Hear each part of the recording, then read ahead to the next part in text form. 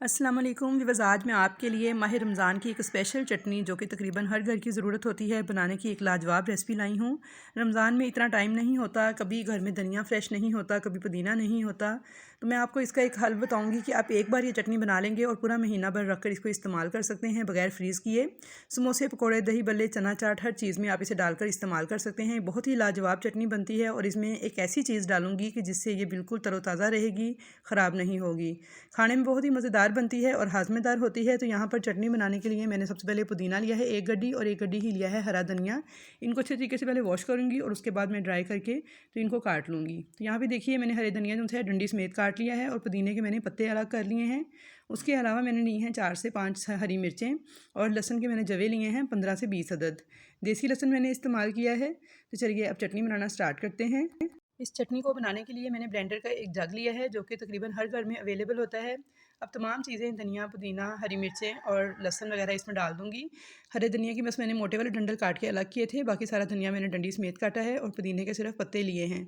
यहाँ पर इन तमाम चीज़ों को डालने के बाद मैंने लिया है पल्प इमली का 1 प्याली। 6 टेबल स्पून इमली थी जिसे मैंने पानी में भिगो दिया था 2 घंटे पहले और उसके बाद मैंने इसके बीज अलग कर लिए हैं और पल्प अलग कर लिया है। इसको मैं इसमें ऐड कर दूँगी और अब साथ ही मैं इसमें डालूँगी नमक। हाफ़ टी स्पून मैंने इसमें नमक डाला है। कुटी हुई लाल मिर्च डालूँगी, हाफ़ टी स्पून पिसा हुआ ज़ीरा है मेरे पास, 1 टीस्पून काली मिर्च का पाउडर है, 1/4 टीस्पून। और अब इसकी शेल्फ़ लाइफ बढ़ाने के लिए और इसे ख़राब होने से बचाने के लिए जो चीज़ मैं डालूँगी वो है टाटरी, half teaspoon. Half teaspoon इसमें आपने टाटरिक एसिड डालना है जो कि इसकी शेल्फ़ लाइफ को बढ़ाएगा, इसको ख़राब होने से बचाएगा। तो अब बग़ैर पानी डाले इस इमली को मैं अच्छी तरह से ब्लेंड कर लूँगी। तो यहाँ पे जो सिट्रिक एसिड मैंने डाला है जिसे टाटरी कहते हैं, इससे ये जो चटनी है हमारी ख़राब नहीं होगी, इसकी शेल्फ़ लाइफ बढ़ जाएगी। लेकिन आपने इसे फ्रिज में रख के 1 महीना इस्तेमाल करना है। चटनी को हमने बना लिया है, बहुत अच्छे तरीके से देखें ग्राइंड हो चुकी है और इसमें मैंने पानी का इस्तेमाल बिल्कुल भी नहीं किया, सिर्फ इमली का पल्प डाला है। तो आपने भी इसी तरह इमली का पल्प डालकर ये चटनी तैयार करनी है। तो यहाँ पे चटनी हमारी तैयार हो चुकी है। मैं आपको दिखा देती हूँ कि कितनी ज़बरदस्त चटनी हमारी बनके तैयार हुई है। बहुत ही खुशबूदार और बहुत ही हाज़मेदार ये चटनी होती है और इफ्तारी में बहुत ही मज़ा देती है।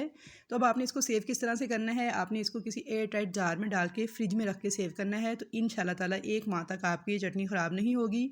आपने क्या करना है, सिर्फ एहतियात ये करनी है कि इसके अंदर कोई गीला चम्मच नहीं डालना, पानी वाला चम्मच नहीं डालना और नमी से इसको बचाना है। तो फिर ये चटनी आपकी 1 महीना चलेगी। अगर आप इसमें पानी वाला या गीला चम्मच डालेंगे तो फिर ये ख़राब हो जाएगी। तो आई होप व्यूअर्स कि आपको मेरी आज की चटनी बनाने की रेसिपी पसंद आएगी। रेसिपी को ट्राई ज़रूर कीजिएगा, कमेंट बॉक्स में फीडबैक दीजिएगा। अगर आपको रेसिपी अच्छी लगी है वीडियो को लाइक कर दीजिएगा, चैनल पर नए हैं तो सब्सक्राइब कर लीजिएगा। तो इंशाल्लाह ताला मिलूँगी ऐसी ही नई नई रेसिपीज़ के साथ। तब तक के लिए अल्लाह हाफिज़।